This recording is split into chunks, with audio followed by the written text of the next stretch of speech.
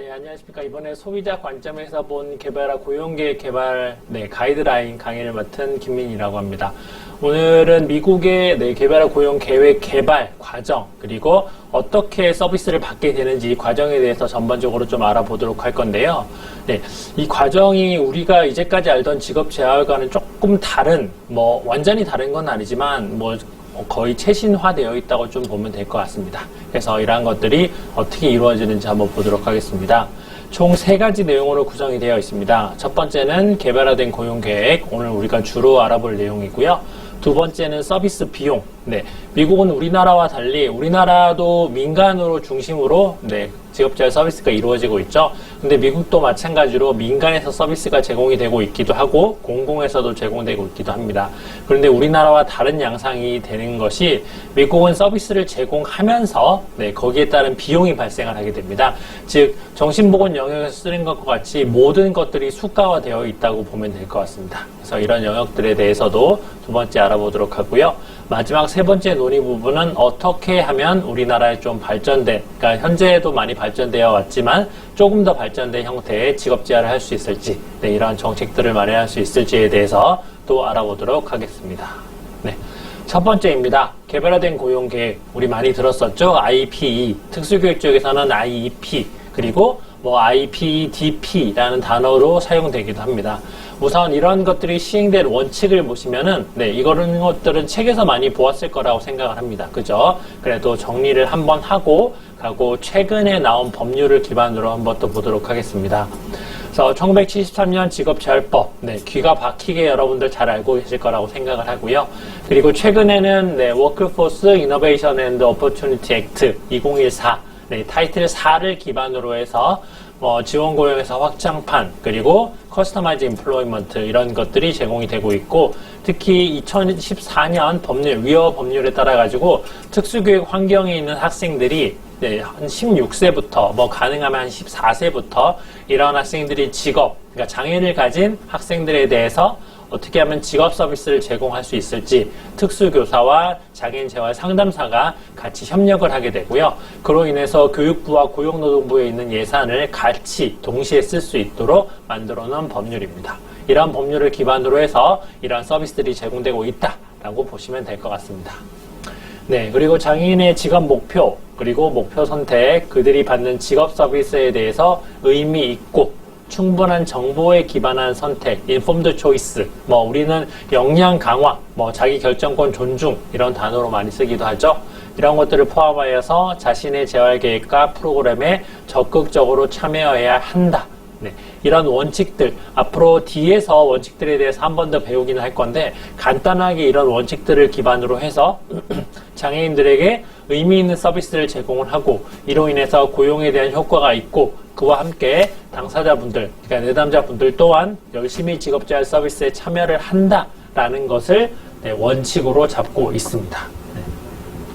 그리고 직업재활 서비스 제공자, 우리와 같은 장애인 재활 상담사들이죠. 공공 직업재활 프로그램에서 일하는 재활 상담사, 공공 영역이라고 한다면은 우리나라 장애인 고용공단, 그리고 지사에 있는 근무하시는 분들, 그리고 직업능력 평가사 등등이 될 수 있습니다. 그리고 공공직업재활의 전문 서비스를 계약하는 민간기관의 재활상담사, 민간기관의 재활상담사. 즉, 민간기관이라고 한다면은 이게 조금 개념이 애매합니다. 우리나라로 보면은 복지관이 민간기관으로 볼 수가 있겠죠. 그런데 미국 같은 경우에는 복지관의 형태가 있기는 한데, 이러한 것들이 정부에서 일을 하면 월급, 봉급이 나오는 형태가 아니라 내가 일한 만큼 받게 되는 거죠. 그래서 이게 민간기관의 재활상담사라고 하긴 하지만 내가 일한 만큼 벌기 때문에 조금 다른 의미다 라고 볼 수 있죠. 어떻게 보면 인센티브, 그리고 내가 몇 명을 고용시키느냐에 따라 가지고 훨씬 더 상여금도 많이 나올 수 있고, 그래서 내가 좀 더 많은 돈을 벌 수 있는 이런 형태가 운영되기도 합니다. 그런데 꼭 많은 사람을 취업시켰다고 해서 그에 해당되는 100% 돈을 받는 건 아니다. 그런 거 좀 상황을 알면 좋고요. 그리고 민간기관에서 일하는 재활상담사, 우리나라 같은 경우에서는 복지관이나 민간기관에서 일을 하는 경우에도 자격증을 요구를 하고 있죠. 어떻게 보면 우리나라가 미국보다는 조금 발전된 형태라고 볼 수 있을 것 같습니다. 근데 미국 같은 경우에서는 물론 장애인 재활 상담사 CRC라는 자격증을 가지고 있긴 하지만 꼭 자격증이 없어도 됩니다. 대신 슈퍼비전을 제공하는 슈퍼바이저나 아니면 기관장이 지속적으로 내가 슈퍼비전을 제공한다라는 조건이 있으면은 특히 자격증이 없더라도 일을 할 수 있고요. 또는 내가 직원 고용에 대한 전문가 또는 커스터마이즈 임플로이먼트 맞춤형 고용에 대한 전문가가 된다라고 한다면은 그거에 대한 교육을 고용노동부나 안 그러면 민간기관에서 받고 난 이후에 이수를 하게 된다면 또 민간기관에서 일을 할 수 있는 자격을 또 가지게 된다라고 볼 수 있습니다. 그리고 재활상담사의 업무 범위에 대해서도 한번 알아보도록 하겠습니다. 우선 퍼블릭 재활 에이전시가 있고요. 커뮤니티 재활 에이전시가 있고 그리고 리턴 투 워크 카운셀링 아마 뒤에도 조금 나올 겁니다. 교육 프로그램과 건강관리 그리고 임플로이 어시스먼트 프로그램 우리나라는 직무지도원의 형태로 운영이 되는데 여기에서 플러스 알파 그러니까 더 많은 서비스를 제공한다라고 좀 볼 수 있습니다. 그리고 어드버커시 오가니제이션의 안에 보면은 주제 전문가 라는 형태가 되어 있고요. 아마 우리나라에는 이런 주제 전문가에 대한 영역이 조금은 발전되어야면 좋지 않을까라고 생각을 합니다. 특정 주제에 대해서 예를 들면은 커스터마이즈 임플로이먼트라고 한다면은 이거에 대해서 내가 전담적으로 교육을 할 수 있거나 또는 이거에 대해서 처음부터 끝까지 교육을 해서 이 사람의 양성을 할 수 있거나 어떤 문제가 발생했을 때 즉각 해결할 수 있는 그리고 장애인에 대한 옹호 활동은 당연하게 하는 거고요. 이러한 것들을 할 수 있는 게 서브젝트 매터 엑스퍼트라는 단어로 주제 전문가라는 단어로 사용이 되게 됩니다. 그리고 포렌식 카운셀링, 컨설팅 이런 단어로 또 쓰이게 되는데요. 이것도 우리나라에서는 아직까지 조금 생소한 분야라고 볼 수 있습니다. 법의학 쪽 컨설팅, 법의학 쪽 상담. 예를 들면은 Forensic Rehabilitation Counseling, Forensic Vocational Rehabilitation이라는 단어로 또 사용이 되기도 하고요. 아마 쿠팡이나 이런 책 파는 인터파크 이런 데 찾아보시면 Forensic Vocational Rehabilitation, Forensic Rehabilitation Counseling이라고 치면은 책이 한두 권 정도 나올 겁니다. 아마 최신 책은 없을 거고 예전 책이 있던 걸로 기억을 하는데 마지막 제가 본 책이 2016년인가 2014년 반으로 기억이 됩니다. 그래서 이런 것들도 우리나라에서 조금 발전된 형태가 되면 좋겠다라고 볼 수 있고요. 다시 돌아가서 공공 영역의 재활 에이전시. 에이전시라는 개념도 이게 조금 우리나라와는 다른 형태의 의미로 사용되기 때문에 이게 에이전시가 공공이 되기도 하고요. 또는 민간이 되기도 하고 공공과 민간의 중간 체계가 또 에이전시가 되기도 합니다. 그래서 아마 에이전시라는 개념을 그냥 두루 크게 이렇게 좀 보면 좋을 것 같고요. 그리고 1973년의 재활법, 런던부 셰퍼드법, 재향군인 혜택관리법에 따라서 서비스를 공공재활 영역에서 제공을 하고 있습니다. 그리고 원스톱 센터, 우리나라 고용공단에서 운영을 하는 형태라고 볼 수 있겠죠. 그리고 주정부 노동 프로그램, 고용 프로그램, 그래서 주정부에서 이런 프로그램들의 예산을 또 제공을 하고 있다라고 또 볼 수 있습니다.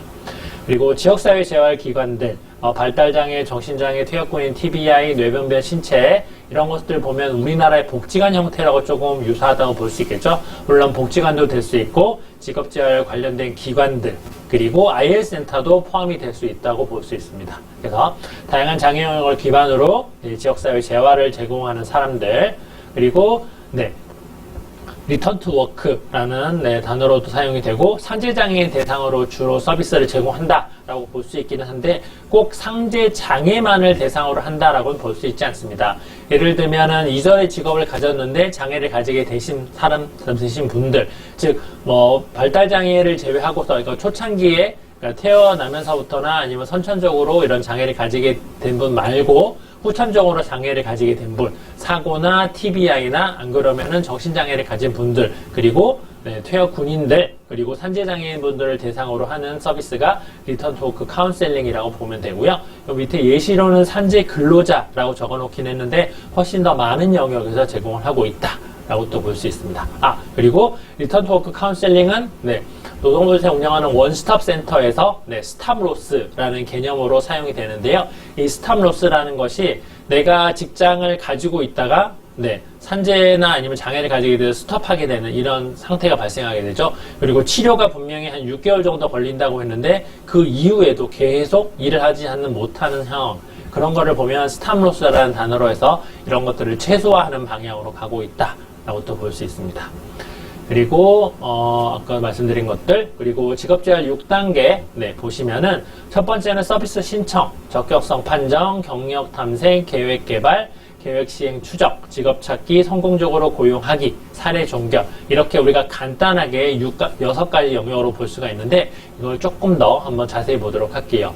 이게 일반적으로 우리가 볼 수 있는 우리나라에서 하고 있는 직업재활 영역이라고 볼 수 있습니다. 미국과 같이 다양한 코드를 구성을 해서 하고 있고요. 접수, 직업상담, 직업평가, 적격성 결정이 6번, 그리고 만약에 적격성 결정을 통해서 직업재활 서비스를 받는데 적합하지 않다, 그로 인해서 고용에 대한 효과를 예측할 수 없다라고 한다면은 종결로 넘어가게 돼요. 20번으로. 그리고 적격성 결정을 통해서 서비스를 받을 수 있다라고 한다면은 8번, 직업장 훈련 10번, 취업 발산 12번, 취업 14번, 취업 후 적응 지도 16번, 종결 24번, 그리고 종결 22번, 이런 형태로 좀 운영이 됩니다. 그런데 이게 아마 우리가 기존에 미국에서도 운영되고 있던 형태라고 좀 볼 수가 있습니다. 그런데 최신의 자료로 보면 조금 다른 형태가 운영이 되고 있는데요. 이게 2014년 유효화 법률과 다른 교육 관련 법, 그리고 고용 관련 법, 노동 관련 법에 따라 가지고 이게 코드가 우리가 기존에 알던 거랑 조금 다르게 변형을 한 걸로 볼 수 있습니다.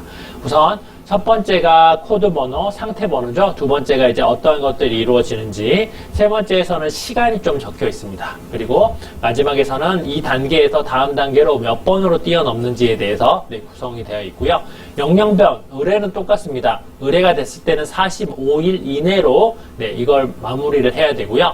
그리고 나서 02번이나 08번으로 갑니다. 즉 02번이라고 한다면 의뢰가 갔다고 하면은 우리가 기존에 보던 것과 같이 직업 상담으로 이제 들어가거나 접수로 바로 들어가게 돼야 되겠죠. 그래서 기본적으로 거친 다음에 02번으로 갔다고 하면은 02번에서는 60일 동안 보고요. 60일 동안에서 이 사람의 확대 평가를 하던가 안 그러면 이 사람이 적격성 판정을 우선 실시를 하게 됩니다. 그래서 60일 안에 시행을 해야 되고, 만약에 적격성 판정이 이 사람이 장애를 갖고 있는, 그러니까 장애를 등록한 후에 이 02번 상태에 오게 되면은 그게 좀 빠르게 진행을 하게 됩니다. 그런데 이 사람이 장애를 가지고 있는 것 같은데 정확하게 장애 등록을 하지 않았다. 그리고 장애 진단서를 가지고 있긴 하지만 그로 인해서 정확하게 SSDI나 SSI를 받고 있지 않다라고 한다면은 이게 적격성 과정이 훨씬 더 늘어나게 됩니다. 60일에서 훨씬 더 90일까지 1회 정도 늘릴 수 있는 상황이고요. 그래서 훨씬 늘어나는 상황이다라고 볼 수 있고요.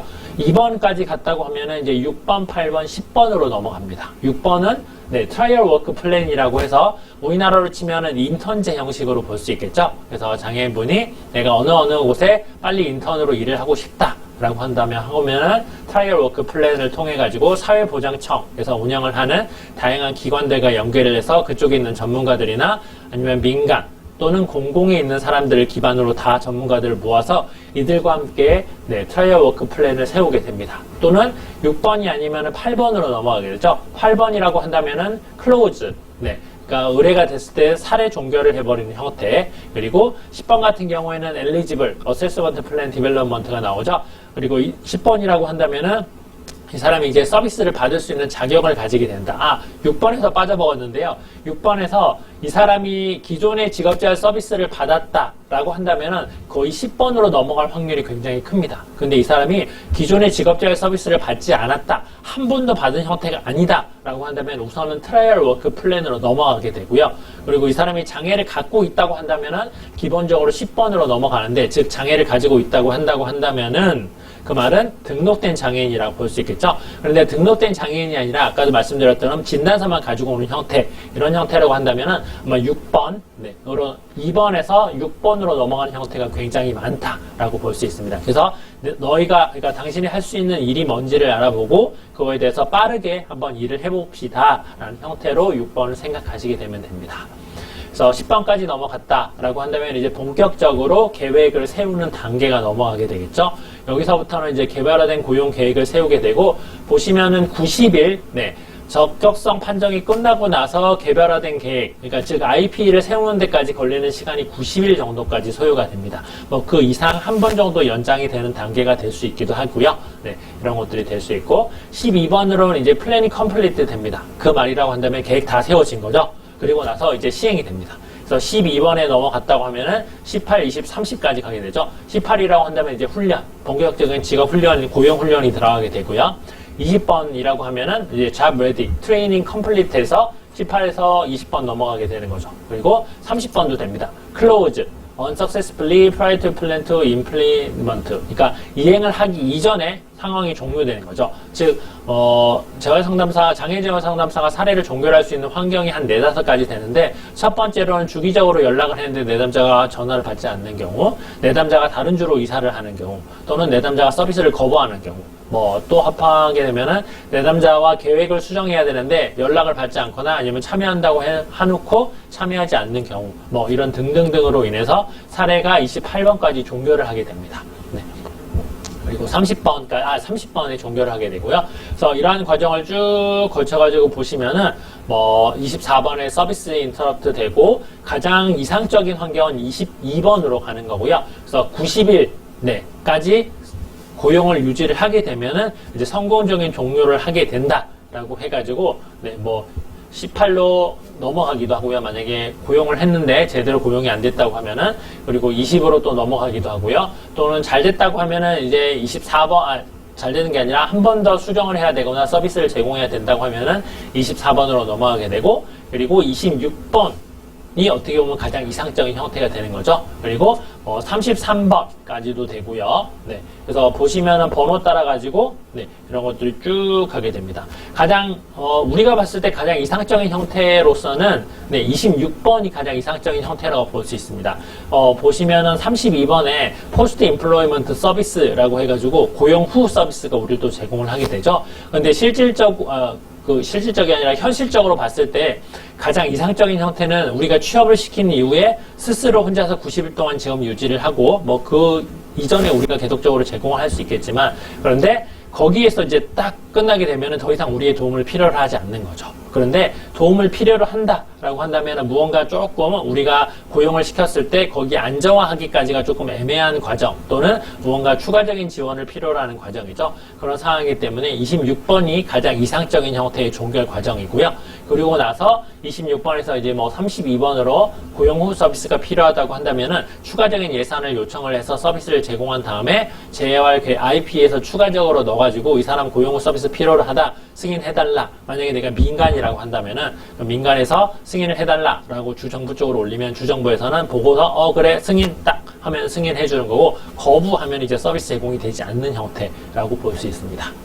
그래서 이런 코드들이 우리가 보던 것과는 조금 더 다양하게 구성되어 있는 형태다라고 볼 수 있죠. 그래서 이러한 것들이 기존에 우리가 보던 것과는 달리 06번, 그리고 24번 이런 것들이 코드들이 조금 더 확장이 되면서 보다 다양한 영역에서 계획이 개발되고 있다라고 볼 수 있고요. 지금 여러분들이 아마 구글에서 치시면 어느 것이든지 개발화된 고용 계획을 다 보실 수 있을 거라고 생각을 합니다. 이거는 숨겨져 있는 파일이 아니기 때문에 미국에 있는 주별로 개발하고 된 고용 계획이 조금씩 다르고요.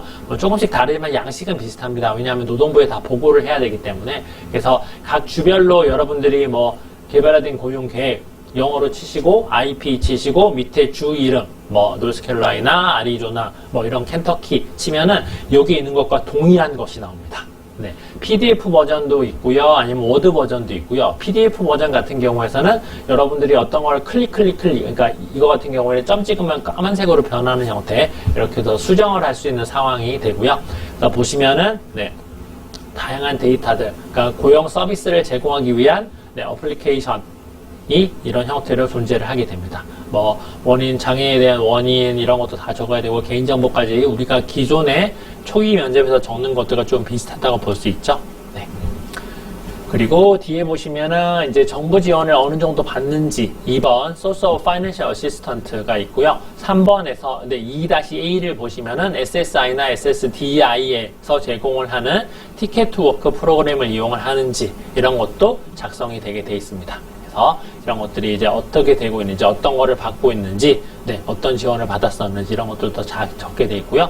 물론 다 적지 못하는 경우도 있습니다. 그런 경우에서는 사회부장 번호를 조회를 하게 되면 이 사람이 받았던 서비스가 어느 정도 딱 연결이 됩니다. 이게 어떻게 보면 우리나라가 앞으로 또 가야 될 프로그램을 만드는 또는 정책을 만드는 환경이라고 볼 수 있을 것 같은데요.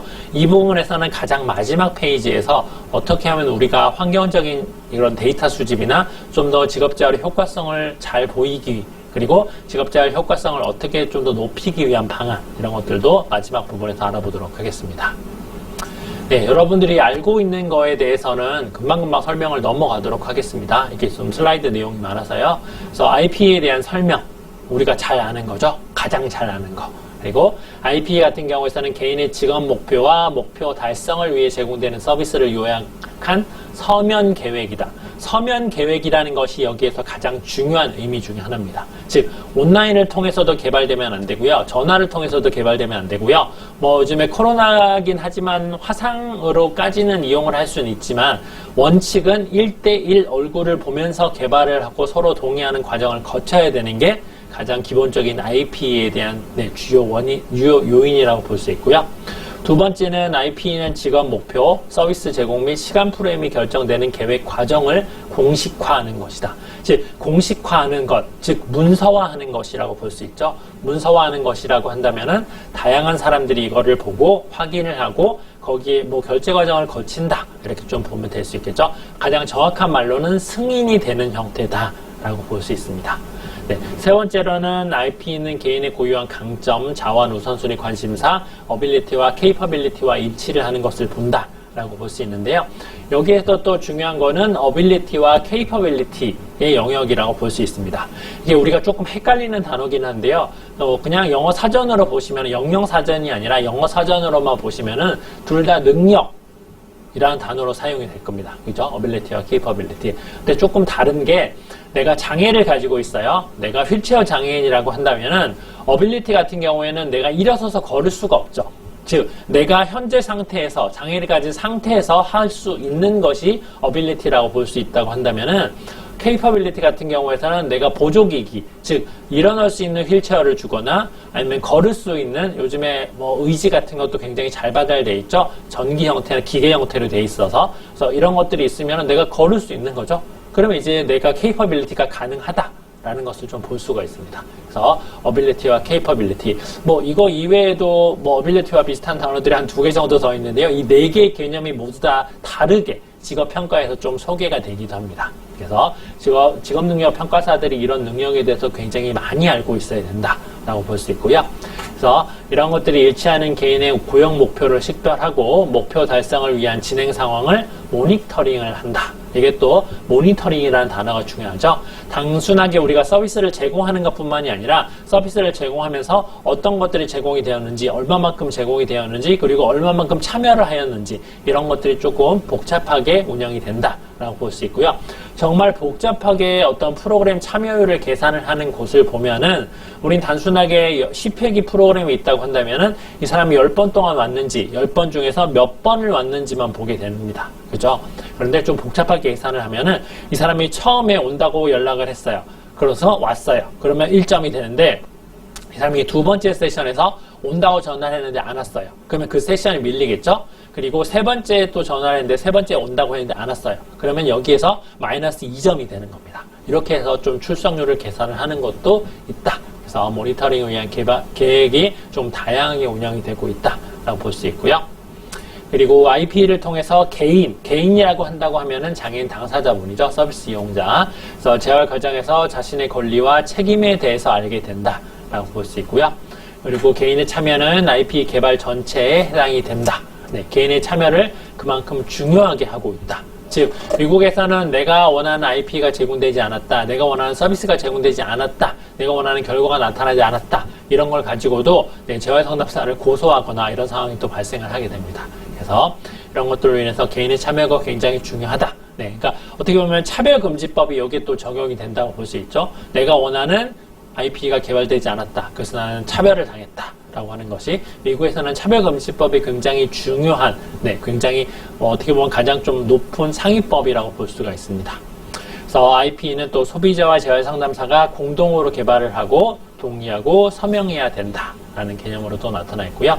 이제 IP에 대해 봤으면 이제 IPDP에 대해서 한번 배워보겠습니다. 우리가 Individualized Plan for Employment라는 거는 우리 대부분 잘 알고 있을 거라고 생각을 합니다. 워낙 귀가 박히게 들어왔기 때문에. 근데 Employment Development Plan, IP를 위한 고용 계획이라는 것이 또 따로 마련이 되어 있고요. 그래서 IPDP, 그래서 이게 어떻게 보면 IP 양식을 사용해서 개발을 하게 됩니다. 즉 우리가 IP라고 생각을 하는 거는 단순하게 그냥 한두 장짜리 고용 계획서 페이지가 아닙니다. 이게 못해도 한 30장 이상은 쭉 늘어나게 되고요. 그리고 서비스를 이 사람이, 그러니까 서비스 기초적인 초기 면접이 붙고, 그 뒤에 개별화 제어 과정이 붙고, 그로 인해서 어떤 서비스가 제공되었는지, 어떻게 제공이 되었는지, 누가 제공이 되었는지, 서비스 제공하면서 어떤 변화점이 있었는지, 이 사람이 다르게 연계된 서비스가 뭐가 있었는지, 추가된 서비스가 뭐인지, 인터럽트 됐다면 왜 인터럽트 되는지, 이런 것들이 모두 다가 포함이 된 게 IP라고 볼 수가 있습니다. 그래서 우리가 아는 것보다 훨씬 더 다양한 영역이 포함이 되어 있다. 그래서 IP를 개발하기 위해서는 IPDP라는 것을 또 알아야 됩니다. 그래서 어떻게 보면 IP를 개발하기 위한 개발 계획이라고 단순하게 볼 수 있습니다. 근데 이렇게 설명을 하긴 했는데 실제적으로 IPDP를 사용하는 것은 대부분 여기 나와 있듯이 고등학생들입니다. 즉 장애를 가진 고등학생들 대상으로 해서 이 사람들이 성인이 되면서부터 어떻게 하면 직업장애와 연결을 해가지고 사이를 끊기지 않는지, 즉 아까 산재장애 쪽에서 말하는 스탑로스가 발생하지 않는 상황, 즉 발달장애인이 고등학교를 졸업하고 나서 전공과를 다니고 나서도 취업을 하지 못하고 전공과 끝나고 나서도 집에 가 있는 상황들, 이런 것들을 최소화하기 위한 것이 IPDP라고 볼 수가 있습니다. 그래서 IPDP는 말씀드렸듯이 고등학생, 직업 목표가 아직 결정되지 않는 개인을 대상으로 한다라고 볼 수 있고요. IPDP는 IP 개발 이전의 직업 탐색 과정에서 소비자에게 제공되는, 즉 고등학생이나 중학생들에게 제공되는 모든 서비스가 포함이 된다. 즉 최대한 특수교육 쪽에서 특수교육 쪽에서 개발을 하는 IEP와 IP를 같이 연결을 하기 위한 과정이라고 좀 생각을 하면 좋을 것 같습니다. 그래서 고등학생을 위한 IPDP는 전환 계획 및 서비스에서 주로 사용한다. 아마 특수교육 쪽에서도 IPDP에 대해서 내용을 알고 이러한 것들을 어떻게 적용을 할 수 있을지 연결을 하다 보면은 우리와 같이 또 협력을 좀 더 할 수 있는 상황이 나타나지 않을까라고 또 생각을 하고요. 그리고 VR 서비스를 위한 적격성. 우리나라 같은 경우에서는 장애인, 즉 장애 등록을 한 사람들을 대상으로 직업자활 서비스를 제공을 하죠. 근데 미국도 유사합니다. 그런데 조금 다른 점이 있다고 한다면은 우선 우리와 유사한 게 신체적, 정신적 또는 시각 장애가 있어야 됩니다. 그죠? 이건 유사하죠. 근데 두 번째, 장애는 고용에 상당한 지장을 초래해야 된다. 이것도 우리와 유사합니다. 그죠? 그리고 세 번째, 취업을 준비, 확보, 유지, 승진 또는 재취업하려면 직업자활 서비스를 필요로 한다. 여기에서는 취업을 준비, 확보, 유지까지는 알겠는데, 그리고 재취업까지는 알겠는데 승진이란 단어가 들어가죠. 승진. 우리가 장애인들 승진을 할 때 직업재활 서비스를 이용을 하나요? 그죠? 이건 또 우리와 또 다른 영역이라고 생각을 할 수 있고요. 미국에서는 장애인의 승진을 공식적인 문서로 만들어야 됩니다. 이 사람이 어느 정도 일을 하게 되면 승진 기회를 얻게 되면은 이 사람이 승진을 해도 되는지 승진을 하지 않으면 안 되는지, 이런 것들을 대부분 할 수 있는 거는 직업능력 평가사가 하게 되죠. 그래서 직업능력 평가사가 승진에 대해서 어느 정도 평가를 하게 된다. 이 사람이 일반 사원에서 매니저로 갈 수 있는지 이런 걸 또 알아보는 것. 그리고 경쟁력 있고 통합된 고용을 하겠다는 의지가 있어야 됩니다. 즉 그 말이라는 건 내담자가 열심히 참여해야 된다는 거죠. 쉽게 말하면 그게 있어야 되고, 고용 측면에서 혜택을 받을 수 있어야 된다. 즉 누구나가 특히 미국은 우리나라 마찬가지로 중증 장애인을 우선적으로 서비스를 제공하는 게 맞습니다. 그죠? 그게 오더 오브 셀렉션에서 가장 밑에 있는 선정 순서에 따라 가지고 제공을 하게 되는데, 이 사람이 정말 최중증 장애인이다.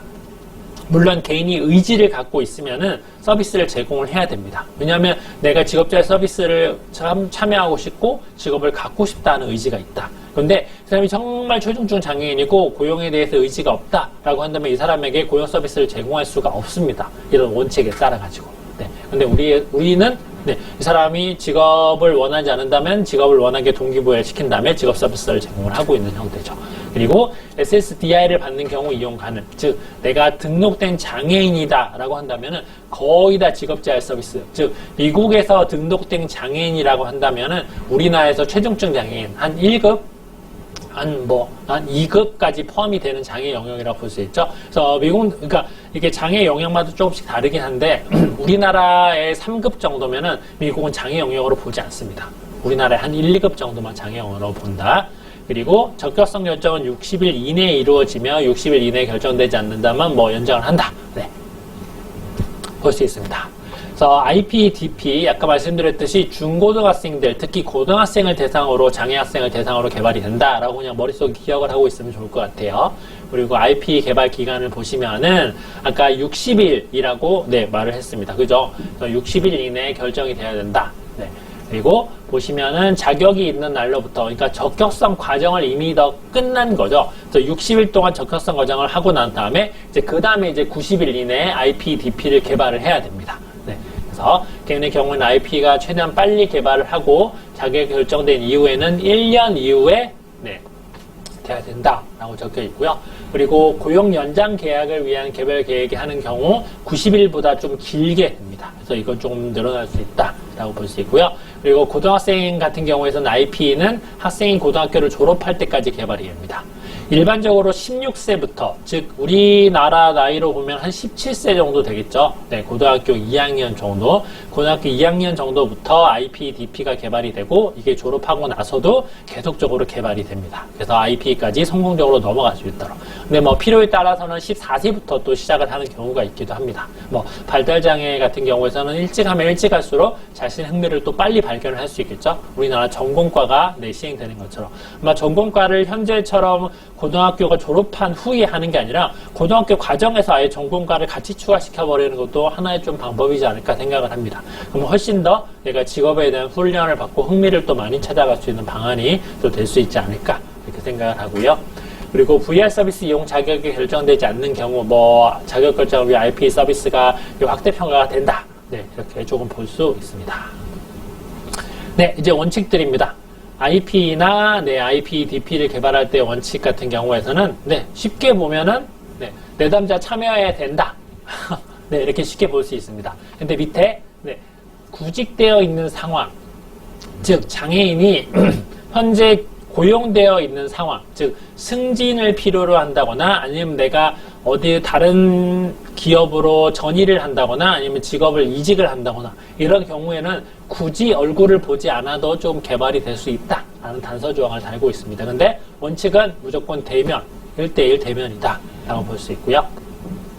IP는 인폼드 초이스를 기반으로 한다. 이건 다들 알고 계실 거고, 그리고 소비자에게 대안을 알려야 된다. 즉 소비자가 이용할 수 있는 다양한 선택지에 대해서 반드시 논의해야 된다.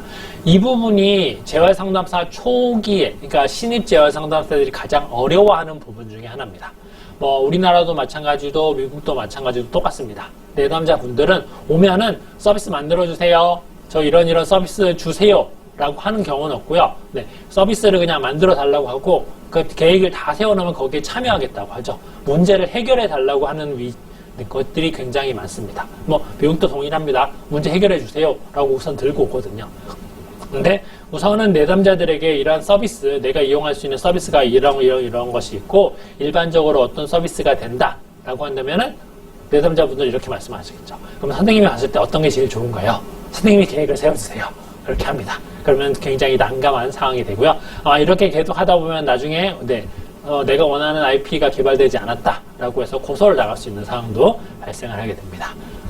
그래서 이런 선택지에 대해서 설명을 해야 되는데 일반적으로 설명을 하는 건 괜찮습니다. 그런데 뭐 네, 지적장애를 가지신 분들에 대해서 이제 설명을 하는 게 조금 어려운 상황이라고 볼 수 있고요. 근데 어떻게든 잘 다 해 나가십니다. 왜냐하면 내담자들이 원하는 직업 목표를 찾아가지고 하는 게 우리의 또 가장 큰 목적이고 우리의 또 가장 큰 역량이기 때문에. 네, 그리고 연례 검토라는 것이 있고 검토, 원칙은 1년에 한 번 정도 검토를 하게 되어 있습니다. 그런데 안에 뭐 서비스가 중지가 되었거나 아니면 서비스가 변경이 되었거나 내담자가 추가로 원하는 서비스가 있다고 한다면은 그때는 이제 한 번씩 또 검토를 하게 되는 상황이 발생을 하게 되어 있고요. 근데 원칙은 1년에 한 번 검토한다. IP 같은 경우에서는. 그리고 접근 가능한 언어 및 형식이 돼야 되고요. 큰 월자, 점자, 카드 테이프 이런 것도 되고 심지어는 뭐 한국 사람한테 서비스를 제공한다고 하면은 한국어로 서비스가 다 모든 것들이 서류가 적혀 있어야 됩니다. 내가 미국 사람이고 한국 사람에게 서비스를 제공한다 라고 하면은 영어 버전의 IP와 한국어 버전의 IP가 두 개가 있어야 됩니다. 그래서 이런 것들도 번역을 하는데 또 비용을 사용할 수 있기 때문에 이런 것들도 이루어질 수 있다 라고 또 볼 수 있고요. 이제 IP에 포함되는 내용을 한번 보도록 하겠습니다. 이 이후에는 아마 이제 서비스를 어떻게 이용을 하게 될지 이런 것들에 대해서도 조금 더 다루는 걸로 기억을 하고 있습니다. 그래서 IP에 포함되는 내용을 보시면은 첫 번째 취업 목표 당연한 거겠죠. 두 번째 제공될 재활 서비스. 세 번째 서비스 제공자 및 서비스 제공 조달에 사용되는 과정. 즉 어떠한 사람이 제공을 하고 누가 언제 어디서 어떻게 어떤 비용을 통해 가지고 제공을 하는지가 3번입니다. 이런 것들이 되고 네 번째는 이제 서비스 개시 예정일, 다섯 번째는 고용 목표 달성을 위한 진행 상황 결정하는 데 사용되는 기준. 즉 단기 목표, 장기 목표가 여기서 이제 사용이 되는 거죠. 단기 목표를 봤을 때 내가 예를 들면은 지금 현재로서는 고등학교만 졸업을 하고 나서 어떤 대기업에 입사를 하고 싶어요. 아니면 기술직을 갖고 싶어요. 그런데 그 기술을 배우려고 하다 보니까 직업전문학교, 즉 6개월 단위 또는 12개월 단위 직업전문학교나 아니면 폴리텍 대학, 1년이나 2년 단위의 폴리텍 대학을 다녀야 된다라고 생각을 할 수 있습니다. 그러면 내가 교육과정을 해야 되기 때문에 2년을 잡아볼게요. 2년까지, 최대 4년까지 지원이 되니까 2년을 지원을 한다고 하면은 2년 동안 내가 잘 다니고 있는지 중간중간 목표 확인을 해야 되죠. IP는 아까 원칙적으로 1년에 한 번 정도 수정을 한다. 연례 검토를 한다고 했습니다. 근데 중간중간 모니터링을 하고 확인을 해야 되는 건 재활상담사의 몫이고요. 그런 경우에는 보통 학기제라 운영을 한다고 하면은 학기가 한 6개월 정도 되죠. 단기 목표를 세울 때 이 사람이 6개월 정도 하고 나서 이 사람이 학점을 잘 받았는지, 학고를 맡고 있지는 않은지, 그리고 그 2학기로 또 넘어갈 수 있는지, 그리고 2학기 때 제대로 된 수업을 듣고 있는지, 이런 것들이 이제 단기 목표 5번에서 이제 결정이 되는 거죠. 그래서 이런 것들이 내가 2년짜리 과정이 있다고 한다면은 그 과정을 계속 쪼개가지고 포함할 수 있는 성과평가를 계속적으로 넣어야 됩니다. 그렇지 않는 경우에서는 이거를 내 계획서를 써서 올리면은 위에 주정부에서 승인을 해주지 않는 경우가 좀 많이 발생을 하게 되죠. 그래서 이런 것들이 또 다 적어야 된다라고 볼 수 있고요. 6번에서는 재화 및 용역이 가장 통합된 환경에서 제공되는 조건, 소비자의 특성과 선호. 이거는 아마 여러분들이 직업능력 평가에서 WPP, 워크 퍼스널리티 프로파일이나 아니면 작업 환경, 아니면 직무 분석 결과지에서 좀 많이 보셨을 겁니다. 습도가 많은지, 아니면 온도가 높아야 되는지, 작업 환경이 어떤지, 이런 것들도 있기는 하는데요. 이런 것 이외에도 우리가 한 7가지, 8가지 영역을 보는데, 그거 이외에도 훨씬 더 많은 영역이 내가 가지고 있는 특성이 됩니다. 즉, 발달장애를 가지고 있는 사람이라고 한다면은, 내가 밖에 나가는 걸 좋아하긴 하지만 사람들과 만나는 것을 싫어한다. 이런 것들이 이제 다 포함이 되고요. 그래서 이런 6번 같은 경우에서는 내가 하루 이틀 만에 이 사람을 파악을 하는 것이 아니라 필요하다고 하면은 이 사람을 따라다니면서 또는 현장 평가를 실시하거나 작업 평가를 실시하면서 이 사람의 실제적인 환경을 보면서 사람이 아니면 실제 작업장에 가서 어떻게 작업을 해보는지 이런 것들을 보면서 이제 또 기록을 하는 과정입니다. 그래서 한 번에 끝나지 않고 이런 내용들이 계속적으로 추가되는 형태라고 볼 수 있고요. 7번 같은 경우에서는 개인의 권리와 책임을 봐야 된다라는 것들이 IP에 포함이 되고 있고, 8번 같은 경우 지역 클라이언트 지원 프로그램 CAP 가용성에 대한 설명입니다. 이 같은 경우에서는 활동보조 프로그램이 좀 포함이 될 수 있기도 하고요. 그리고 지역 사회에서 어떠한 것들 서비스를 이용할 수 있는지 이런 것들이 이제 다 포함이 되는 게 CAP 프로그램 가용성에 대한 설명입니다. 즉 자원봉사도 이용을 할 수 있고요. 아니면 아니면 민간에서 제공하는 서비스 이런 것들을 모두 다 포함을 할 수 있는 영역 8번. 9번은 고용 후 필요로 하는 서비스에 대한 사정, 그러니까 고용 후 지원이죠. 고용 후 서비스 이런 것들을 필요로 하는지 사정도 하는 것이 IP에 포함이 되고요. 11번에 직업재활 서비스 비용을 낮추기 위해서 개인이나 가족이 이용할 수 있는 유사 혜택 목록. 즉 예를 들면은 직업재활 서비스를 이용을 하는데 언어치료 서비스를 필요로 하다. 아니면 언어 재활 서비스를 필요로 한다.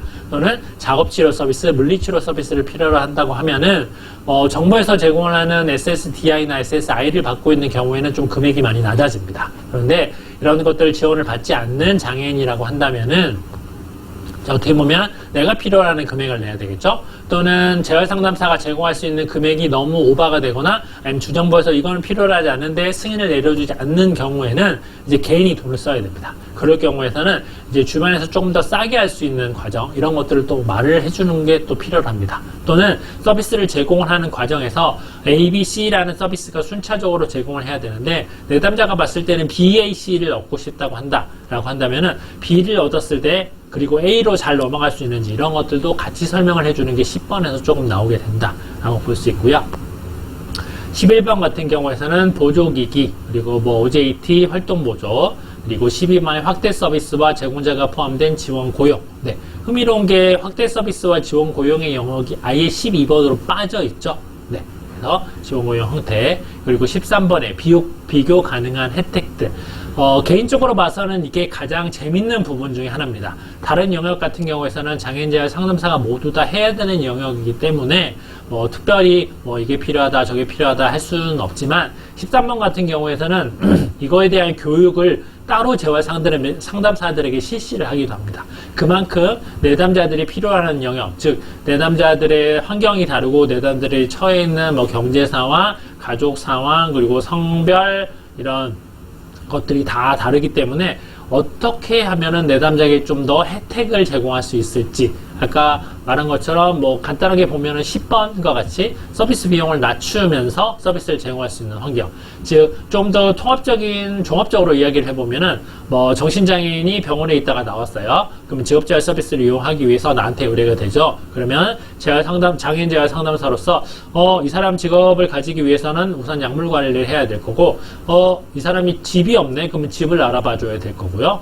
집이 없는데 이 사람이 가진 보증금도 없고 월세 이런 것도 적네라고 한다면은 서울시나 SH나 LH에서 하는 지원주택을 또 알아봐야 됩니다. 그럼 지원주택을 알아보기 위해서는 SH, LH 어플리케이션 지원을 해야 되고요. 근데 이게 장애인 당사자분이 제공할 수 없다, 혼자서 할 수 없다라고 한다면은 내가 직접 같이 도와주는지, 안 그러면 이 사람이 이걸 작성할 수 있는 지원군을 또 제공을 해줘야 됩니다. 그래서 이런 것들을 통해서 집까지 구했어.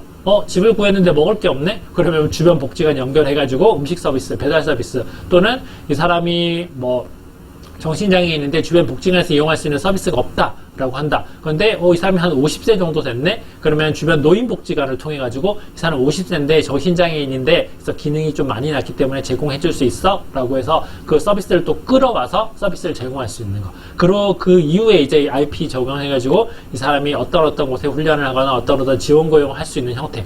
이런 것들이 이제 13번에 다 포함이 된다라고 볼 수 있습니다. 즉, 간단하게 말을 하면은 전 사회복지 영역, 아니면 전 직업재활 사회복지 영역을 통틀어서 배울 수 있는 체계라고 좀 볼 수 있을 것 같습니다. 그래서 우리나라도 이런 것들, 좀 개발을 해가지고 전문가들과 함께 프로그램 하나 만들어 보는 것도 재밌지 않을까 생각을 합니다. 네, 아직 반도 못했네요. 그래서 전환기 학생 대상으로 IP가 개발을 합니다. 학생 같은 경우에서는 IEP를 개발을 한다고 했었죠. 그래서 재활상담사가 들어가서 한다. 간단하게 넘어갈게요. 트라이얼 워크 같은 경우에서는 아까 우리는 쉽게 말하면 인턴제라고 했었죠. 즉, 장애인 직업재활 서비스를 받아보지 않는 사람들을 대상으로 좀 제공을 하는 경우도 있고요. 또는 내가 트라이얼 워크를 해보고 싶다. 즉, 트라이얼 워크는 사회보장국에서 제공하는 직업재활 서비스이다 라고 볼 수 있습니다. 그래서 기존 같은 경우 트라이얼 워크 사회보장국에서 제공하기 때문에 직업재활국이 아니죠. 아니면 직업재활청, 또 아니면 디파트먼트 오브 DOE가 아니기 때문에 IP를 제공을 하는 것 또는 IP를 개발을 하진 않았습니다. 왜냐하면 부서가 다르기 때문에, 즉 노동부와 보건복지부라고 생각을 하면 되는 거죠. 그래서 부서가 다르기 때문에 서로 사용하는 양식이 달랐는데, 지금은 사회보장국에서 제공하는 트라이얼 워크도 IP 양식을 사용하기 시작했습니다. 왜냐하면 그만큼 IP가 체계적이고 모든 내용들이 포함될 수 있기 때문에. 그래서 지금 IP를 사용을 한다라고 또 볼 수 있습니다. 이제 직업재활 서비스를 요청하는 방법, 여기서부터는 조금 더 빨리 진행이 되지 않을까 생각을 하는데요. 우선 공공 서비스를 이용하는 방법입니다. 해당 지역의 디파트먼트 오브 리빌리테이션 사무소에 연락을 합니다. 그래서 직업재활 서비스를 작성을 하고 서명하게 됩니다. 온라인으로 해도 되고요, 직접 방문해서 해도 됩니다. 또는 원스톱 서비스 센터에 가도 됩니다. 그리고 두 번째는 DOR 웹사이트에 대해서 작성을 해서 우편으로 보내든가 이메일로 보내면 됩니다. 세 번째에서 이제 원스톱 서비스를 방문해서 직업재활 서비스를 작성을 하게 됩니다. 그래서 벌써 세 가지 방법이 나왔죠. 네 번째, 스테이트 유즈 컨트랙트. 스테이트와 계약을 맺은 전문가, 즉 민간 전문가죠. 우리로 치면은 복지관에 있는 분들, 아니면 직업재활 시설에 있는 전문가들을 대상으로 이 사람들이 이제 직업재활 서비스 계획을 세우고 나서 이걸 이제 주정부에 올리게 되는 거죠. 온라인 시스템을 통해서. 그럼 주정부에서는 보고서 그래 세워졌네, 승인 하면 이제 서비스가 제공이 되는 거고, 이거 너무 많은데 그러면 비승인, 수정 하면서 수정을 해야 되는 거고, 뭐 있었죠? 승인, 비승인 두 개밖에 없겠죠? 네, 그 두 개에서 이제 왔다 갔다 하게 됩니다. 그래서 4번까지 4개의 이런 서비스를 요청하는 방법이 있다라고 볼 수 있고요. 그리고 신청서 작성 후에 이어지는 사전 과정은 이제 적격성 결정해야 되겠죠? 네, 잘 될 수 있는지. 그리고 서비스 결정 우선순위를 해야 됩니다. 어떤 서비스들, 의사소통, 이동성, 대인관계 기술, 자기관리, 작업 내성, 뭐 어떤 것들이 우선 필요로 하는지 봐야 되겠고요. 그리고 직무수행의 제한과 장애 관련된 거 보고 나서 직업재활의 욕구를 사정을 해야 됩니다. 이거는 어빌리티와 캐퍼빌리티 같이 본다고 했었고, 그리고 나서 기본적으로 대면회의를 통해서 IP가 개발이 되고요. 종이, 점자, 온라인 등 다양하게 됩니다. 개인의 이름과 케이스 번호 입력하고 IP와 수정된 IP를 체크를 하게 됩니다. 그래서 체크하는 온라인으로 개발을 했을 때 지금 말하는 거고요. 그리고 계획이 다음 주 무엇인지, IP에서 일자리를 찾는 것인지, 아니면 IP, DP인지, 고용호 서비스를 위한 IP인지, 확대평가를 위한 IP인지, 이게 다 클릭을 하게 되어 있습니다. 그래서 이거다 라고 해서 문서화 되게 되어 있고요.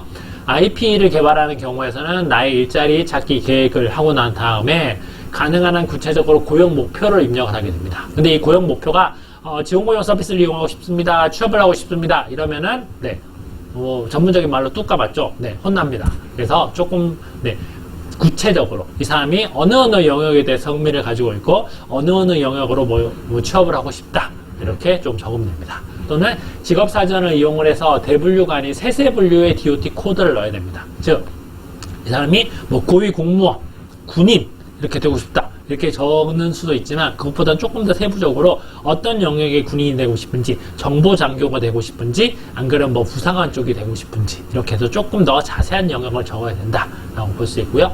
보시면은 DOT의 일반적인 영역은 9가지입니다. 전문, 기술, 관리, 직종, 사무, 판매 직업, 서비스 직업, 농업, 업, 위업 이렇게 적습니다. 예를 들면은 이렇게 적으면 안 되고요. 일반적인 범주가 아니고 서비스 직업에서 조금 더 한 단계 나아가서 그 하부에 있는 영역을 적어야 된다. 라고 볼 수 있습니다. 그리고 IP, DP는 IP 개발을 위한 나의 계획을 개발을 한다. 만약에 체크를 하게 되면은 잠정적인 고용 목표와 예약 달성 날짜를 입력을 해야 됩니다. 그리고 세 번째, 고용 서비스를 위한 IP를 개발하게 된다. 이제 직업 유지를 위한 나의 계획, My Plan to Keep My Job으로 DOT나 RSA 코드를 이용해서 소비자가 유지하고 싶은 직업을 실질적으로 명확하게 세세 영역으로 입력을 하게 됩니다. 네.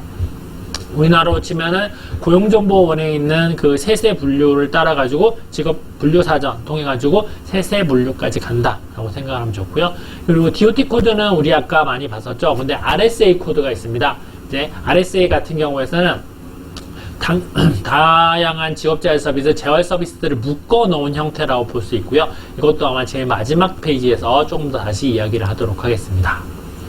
그래서 네 번째는 특정 서비스 제공자, 각 서비스의 시작 및 종료 날짜, 그리고 각 서비스와 관련된 소비자 책임, 성과 이런 것들을 입력을 하게 됩니다. 아까 말한 것 같이 누가 제공하는지, 언제, 어디서, 누가, 무엇을, 어떻게, 어떤 비용으로, 그리고 성과 측정 어떻게 할 건지 이런 것들을 모두 다 적어놓으면 됩니다. 그래서 미리 개발된 IP 양식을 기록을 한다. 그리고 서비스 날짜와 성과 측정, 나의 책임성 등을 명확히 해야 된다. 나의 책임성이라고 한다면 내담자의 책임성이죠. 네, 그걸 명확하게 된다.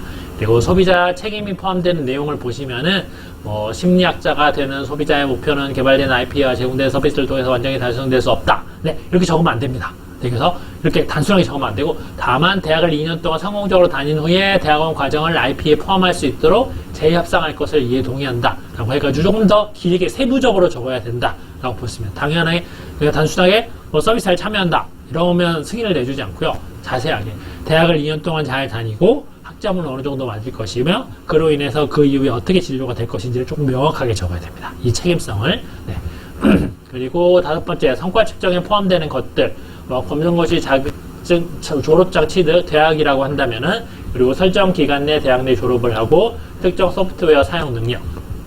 단순하게 대학을 다닌다고 해서 이 사람이 대학 졸업 목표 끝 이게 아닙니다. 거기 안에서도 이 사람이 대학을 다니면서 만약에 우리 장애인재활 상담사가 된다고 하면은 장애인재활 상담사가 되기 위한 실습도 해야 되고 이런 능력도 다 키워야 되죠. 물론 졸업도 따야 되고. 근데 부수적으로 장애인재활 상담사가 해야 할 수 있는 영역들 또는 뭐 인턴십을 해본다던가 방학 중에 직무지도를 해본다던가 직무지도원 말고, 직무지도원 있죠. 학생들이 할 수 있는 거면. 근데 그런 것들을 이제 할 수 있는 걸 한두 개씩 끼워 넣습니다. 그래서 이런 성과 측정에 대해서 할 수 있는 연구들을 좀 많이 놓는다. 이렇게 좀 생각을 할 수 있고요. 여섯 번째는 소비자와 함께 재활 상담사의 책임을 검토한다. 네, 이건 많이 검토하면 되고요. 7번에 기밀 유지, 항소 절차, 활동 지원, 클라이언트 지원 프로그램. 네, 이런 것들에 대해서 조금 논의를 했고, 그리고 소비자가 확인했다. 내가 IP를 개발했는데 소비자가 마음에 안 든다. 그러면 항소를 어떻게 해야 되는지, 어떻게 수정을 해야 되는지 알고 있다. 고지했다. 이런 걸 사인을 받으면 되고요. 8번에서는 이제 향후 서비스, 고용 후 서비스죠. 이런 것에 대해서 서비스가 다 끝난 이후에 이런 계획을 다시 한번 사정을 통해서 내담자와 내가 다시 개발을 한다. 네, 그리고 제공이 될 수 있다. 이런 걸 또 검토하고 9번에서는 이제 소비자와 함께 이런 모든 내용을 검토했다. 사인. 네, 이런 것들이 들어갑니다. 그리고 IP는 선임 재활 상담사가 승인하고 서명할 때까지 완료되지 않는다. 즉 내가 개발 공공이라고 한다면은 내가 개발을 하고 내 위에 선임이 승인을 해주기 전까지는 IP는 완료가 되지 않습니다. 또는 민간이라고 한다면은 민간에서 내가 개발을 하고 고용노동부 쪽으로 올린 다음에 고용노동부에서 승인을 해주지 않으면 IP는 완료되었다. 그리고 시행될 수 있다라고 볼 수 있지는 않습니다. 그래서 이런 것들이 포함이 된다라고 볼 수 있고요. 흥미로운 것은 IP의 대학원 교육 참여 또는 주택 개조가 필요하다. 라고 한다면 IPA 같은 경우는 CBVH 지역 관리자의 승인과 서명을 받아야 된다. 즉 대학원 교육이라고 한다면은 보통 한 2년 정도 걸리죠. 금액이 어마어마하게 듭니다. 한 학기에 한 1,000만 원 정도 들 수 있다고 볼 수 있죠. 한 10,000불 정도. 그리고 주택개조. 주택개조도 돈이 좀 많이 듭니다. 뭐 휠체어를 잘 다닐 수 있게 개조를 한다든가 이런 것 같은 경우에서는 직업재활 비용에서 나올 수 있는 게 아니라 커뮤니티 베이스 이런 하우징, 비어클이나 하우징 이런 곳에서 같이 제공을 할 수 있기 때문에 이런 지역 관리자의 승인을 좀 받아야 됩니다. 그래서 그쪽 예산을 끌어와서 같이 좀 사용을 해야 된다. 라고 좀 볼 수가 있습니다. 그래서 이런 것들이 직업재활, 장애인재활 상담사가 이런 영역도 조금 잘 알아야 된다라고 볼 수 있고요. 좀 내용이 많죠? 네, 많습니다. 아까 30장 이상 된다고 했었죠. 10번 연간 IP 검토 예상 날짜를 입력을 해야 됩니다. 네, 입력을 하면 되고 11번에 IP를 서명하고 날짜를 기입합니다. 끝! 이제 끝났습니다. 네, 12번 이제 슈퍼바이저의 검토 및 서명을 위한 IP를 사용 제출을 하고 끝이 납니다. 그리고 13번에 넘어가서 IP를 소비자에게 보냅니다. 전자 형식으로 되었기 때문에 보내고 소비자도 이제 IP를 가지고 있고 그래서 내 IP가 이렇게 생겼구나 가지고 있고요. 그리고 내가 뭐 다른 주로 이사를 가거나 다른 데로 이사를 가게 됐을 때 이 IP 그대로 들고 가서 보여주면 됩니다. 이런 서비스 받았습니다. 또는 살부연청 들어가가지고 좀 복잡하긴 한데 그 사람 이걸 치면은 어떤 서비스를 받았는지에 대해서 리스트는 좀 나오긴 합니다. 근데 세부적으로 나오지는 않습니다. 이렇게 볼 수 있는 권한이 좀 다르기 때문에. 근데 12번에 IP 최종 제출하는데 조금 재밌는 게 있죠. 가사도우미 서비스가 있습니다. 가사도우미. 현재 우리나라는 가사도우미 서비스가 직업재활 서비스를 받는 사람들에게 제공되지는 않습니다. 이것도 우리가 좀 가져왔으면 좋은 서비스 중에 하나인데요. 사람이 직업을 유지하는 데 있어서 좀 직업을 가지는 데 있어서 어려운 점 중에 하나가 여러분들도 우리도 똑같습니다. 8시간이긴 하지만 항상 10시간, 11시간 하는 거죠. 왜냐하면 출퇴근 시간도 있고 야근도 하다 보면 그리고 와서 집에 뻗습니다. 그러면 집에 청소를 해야 됩니다. 먼지들이 굴러다니게 되죠. 바퀴벌레들도 같이 놀고 있고요. 이런 애들 다 청소해줘야 되는 청소할 시간이 없죠. 그런데 하물며 신체가 불편하거나 정신적인 제한이 있는 장애인 같은 경우에서는 더더욱 할 수가 없습니다. 업무 스트레스도 심하고요. 내가 이동하는데 훨씬 더 많은 애들을 사용하기 때문에 이런 사람들을 위해서 직업재활 서비스 IP를 개발하는데 가사 서비스를 제공을 할 수가 있습니다. 즉 가사도우미 서비스죠. 뭐 우리나라로 치면은 가사관리사협회 이런 곳에서 한 번 방문 시 2만원인가 3만원인가 주면 되는 걸로 알고 있습니다. 이게 우리나라에서 정신장애 영역, 좀 지원주택에 거주하시는 분들을 대상으로 해가지고 이런 가사도우미 서비스가 제공되고 있는 거는 알고 있습니다. 이것도 우리 직업재활 서비스를 제공하는 데 있어서 하나 서비스를 끌어올 수 있는 것 중에 하나고요. 그래서 우리가 앞으로 조금 지역사회에 있는 서비스를 확장시키려고 한다면은 이런 것들도 꼭 알아보는 것이 좋습니다. 그리고 여기는 가사도우미 서비스는 12번 서명 이게 그러니까 IP를 개발한 다음에 가사도우미 서비스가 필요하다. 그러니까 굳이 필요한 게 IP만 필요하다라고 한다면은 위에 슈퍼바이저 서비스 필요 없고 그냥 바로 즉시 제공이 되는 형태입니다. 그리고 IP가 수정되지 않는다. A와 B가 있습니다. IP가 수정되지 않는다고 한다면은 내담자한테 보내면 끝. IP가 수정돼야 한다면은 내담자한테 보내지 않고 전화합니다. 수정해야 됩니다. 한번 오시겠어요? 우리 언제 한번 볼까요? 온라인으로 볼까요? 라고 해가지고 수정한 다음에 다시 보낸다. 끝. 네, 1, 2번 설명. 그리고 14번에 IP가 소비자에게 제공 발송된 날짜를 표시, 서비스 기록에 합니다. 언제 보냈음? 네, 적으면 됩니다. 끝. 네, 개발화된 고용 계획입니다. 실제 하는 거고요. 이건 켄터키주에 있는 거를 가지고 왔습니다. 뭐 아까 말씀드렸듯이 여러분들이 그 IP 치시고 주 이름 치면은 쫙 뜰 겁니다. 네, 어떤 거 사용하는지. 그래서 전혀 숨길 건 아니고요. 모두 다 볼 수 있게 되어 있다. 그리고 잘 찾아보면은 제가 기억하기로는 캘리포니아 주인가 거기는 한글로 IP가 되어 있는 걸로 알고 있습니다. 제가 그쪽에서 일을 하진 않았고 그냥 제가 서류만 봤기 때문에 한글로 IP가 개발이 된 걸로 알고 있고요. 뭐 워싱턴 주인가 그 워싱턴 DC 거기에서도 한글로 아마 개발이 되어 있는 걸로 알고 있습니다. 제가 일한 곳에서는 다 영어로 썼습니다. 네. 그래서 보시면은 IP가 개발이 되어 있고요. 중요한 건 케이스 넘버 어떤 IP 골 여기 있죠. IP 골 적어야 된다. 네. 그리고 인플로이먼트 아웃컴 골 어떤 거 적어야 된다. 그리고 뭐 학교 다녀야 되는지 어떤 코드 어떻게 다녀야 되는지 적혀 있고 서비스에 보시면은 사정 뭐 그리고 기본적인 학습을 다닌다든지 베네핏 카운셀링인지 커스터마이즈 인플로이먼지 커스터마이즈 트레이닝인지 이게 쭉 있습니다. 여러 가지 있죠. 이거 스크롤바를 좀 내려보고 싶은데 내릴 수가 없어가지고 그냥 제가 다 적어왔습니다. 실제로 보면서 하면 좋긴 한데 한 30가지 정도 되는데요. 쭉 이렇게 됩니다. 네. 생각보다 많습니다. IP에서 제공할 수 있는 서비스요. 이런 것들을 다 장애인 재활 상담사가 주로 제공을 한다. 그러니까 뭐 주로 제공을 하기도 하지만 계획을 하는 형태다라고 우선은 좀 볼 수 있고요. 그래서 이런 것들을 다 직업재활 서비스 영역으로 이제 우리가 하나 끌고 와갖고 확대를 시켜야 되는 거죠. 현재로서는 우리가 그냥 단순하게 우리 직업재활 서비스만 제공을 해. 그 안에 뭐 보호용도 있고 지호고용도 있고 맞춤형 고용도 있고 이런 것들이 있어 라고 하는 게 아니라 우리 이런 거 다 제공해 라고 해야 되는 거죠. 네, 그래서 앞으로 우리가 이런 것들을 조금 더 넓혀갈 수 있는 기회를 조금씩 만들어야 됩니다. 그래서 직업재활 서비스를 제공을 하면서 2년제 대학, 4년제 대학을 다닐 수 있게 만들어줘야 되는 거죠. 무료로. 대신 다니고 나서 뭐 계속 고용에 성공할 수 있도록 도와준다든지. 네. 그래서 2년 투자하고 4년 투자해서 20년 동안 일을 한다면 정부 입장에서는 훨씬 더 이득입니다. 그죠? 그래서 이런 형태를 좀 만들어내는 것도 필요로 하고, 여러 가지가 있습니다. 근데 중요한 거는 메인터넌스. 이게 조금 중요한 내용으로 볼 수 있는데요.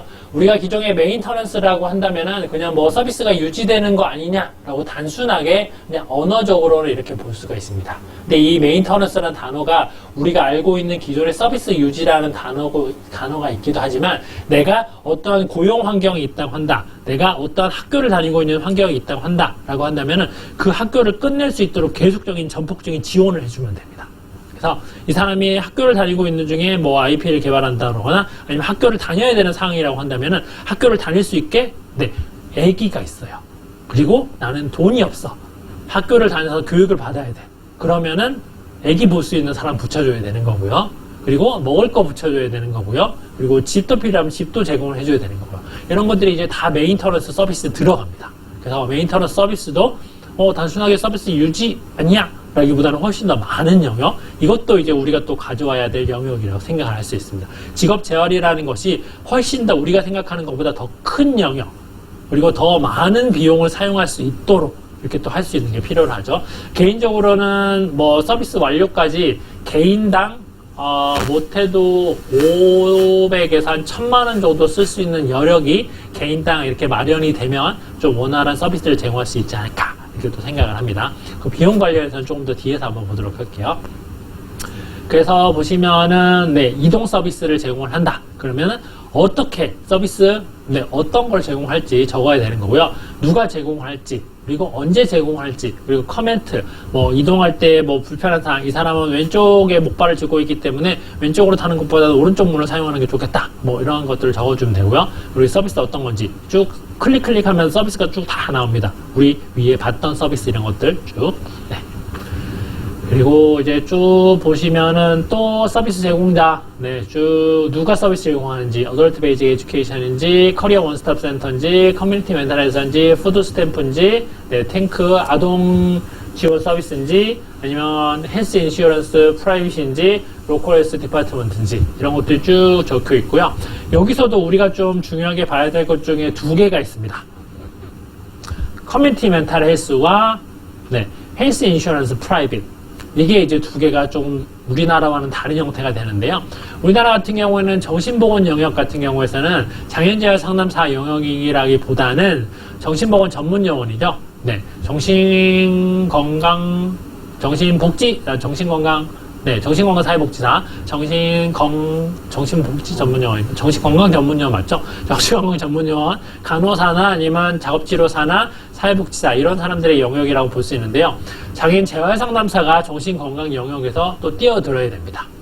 이게 어떻게 보면은 현재 다양한 장애 영역들에서 직업재활 서비스가 제공되고 있지만 제 개인적으로 봐서는 제 경험이 기반이기 때문에 제 경험으로 봐서는 정신장애인과 약물중독 장애인에게 가장 직업재활 서비스가 필요로 하기는 합니다.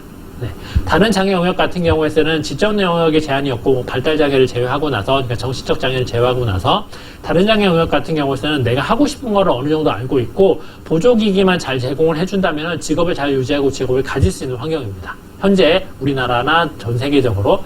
그런데 정신장애나 약물중독 장애, 특히 정신적 장애를 가진 사람들 같은 경우에는 이게 직업을 유지하는데 많은 도움이 필요합니다. 서비스 연계되는 것도 많아야 되고요. 근데 단순하게 사회복지 영역 하나만 본다고 한다면은 이 사회복지 영역 안에서 직업재활 서비스를 제공할 수 있느냐, 안에 어떤 것들이 연결되어 있는지 명확한 커리큘럼이나 메커니즘을 잘 모른다면은 이게 직업재활 서비스까지 연결될 수 있는 환경이 못 되는 거죠. 그렇기 때문에 약물중독 장애인이나 정신장애인을 대상으로 해서 직업재활 서비스를 제공을 해서 또 정신장애인과 약물중독 장애인이 어려워하는 것 중에 하나가 일상생활 유지입니다. 그러니까 우리에겐 루틴 라이프라고 하죠. 루틴 라이프. 아침에 일어나서 씻고 밥 먹고 일하러 가고 뭐 놀든지, 그리고 끝나고 나서 한 5시여서 집에 와서 씻고 밥 먹고 자고, 이러한 것들 루틴을 유지하는 게 굉장히 어려운 부류이기 때문에 이런 장애 영역을 대상으로 해서 커뮤니티 멘탈 헬스 서비스를 제공하는 것이 또 우리의 또 중요한 영역이라고 볼 수 있고요. 뭐 꼭 우리가 제공을 하지 않더라도 우리가 연계를 또 해주면 되는 거죠. 이런 것도 중요하게 볼 수 있다. 그리고 헬스 인슈런스 프라이빗 보험이죠. 보험. 미국에 하나 재밌는 것 중에 하나가 개인 보험이 굉장히 잘 돼 있다라는 것입니다. 우리나라도 보험이 잘 되어 있죠. 최근에 본 가장 재밌는 보험 중에 하나는 코로나 백신 주사 맞으면 거기서 부작용 일어나면 100만 원 준다고 했었죠. 아직까지 좀 되고 있는 걸로 알고 있습니다. 그래서 그런 보험들이 전 세계적으로 좀 많이 나오고 있는데 우리나라는 건강보험 제도가 정말 강력하게 되어 있죠. 전 세계에서 좀 배우러 많이 오는 형태고요.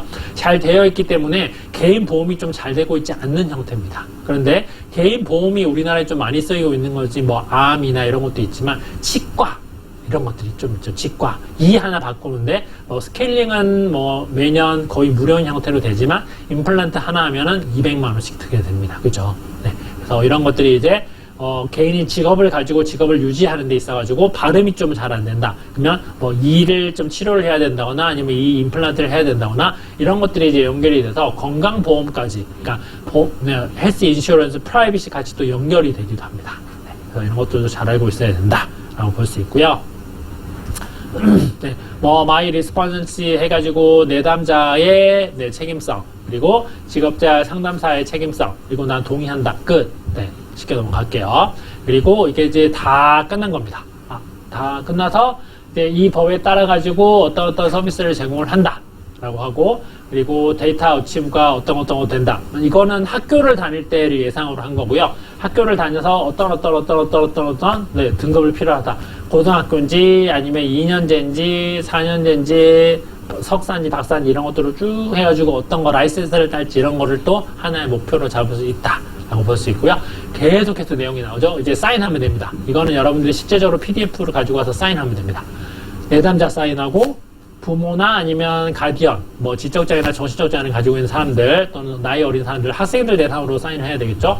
그리고 재활상담사 시그너치 하고요. 매니저 가능하면은 합니다. 없으면 안 해도 되고요.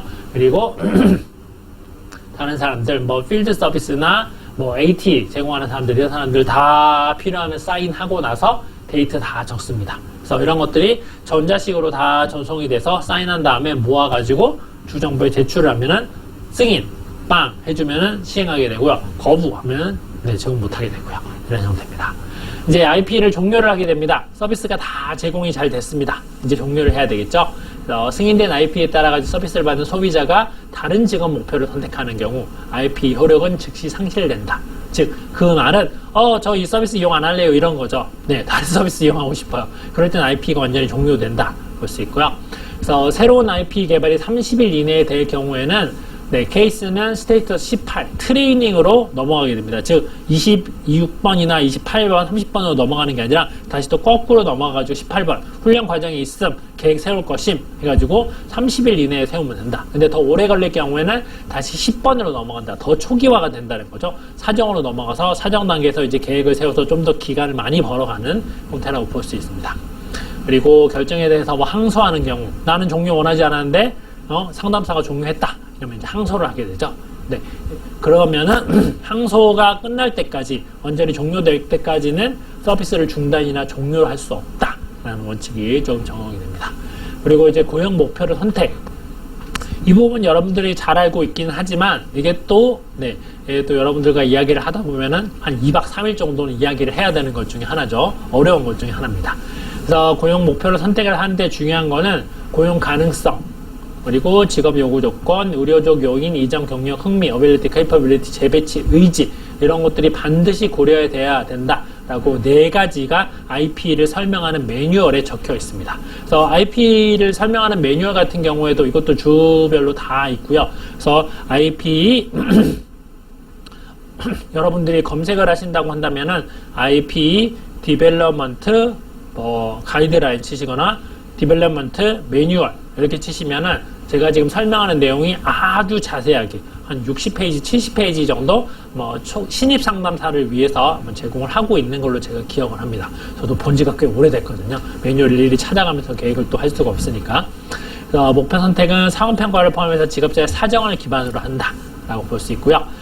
또 한 가지 재밌는 거는 이건 직업평가 영역으로 볼 수가 있습니다. 우리가 상황평가도 하고 현직평가도 많이 하게 되죠. 근데 우리는 좀 다르게 쓰는 게 상황평가는 일반적으로 우리가 임의적으로 만든 상황에서 한다라고 볼 수 있죠. 그리고 현장평가는 실제적인 작업장에 가서 하는 평가다 라고 우리가 책에서는 구분을 하고 있습니다. 근데 이 현장에서는 상황평가와 현장평가를 크게 구분하지 않습니다. 그냥 같은, 어차피 두 개 다 해봤자 같은 비용이 저한테 들어오게 되는 거고요.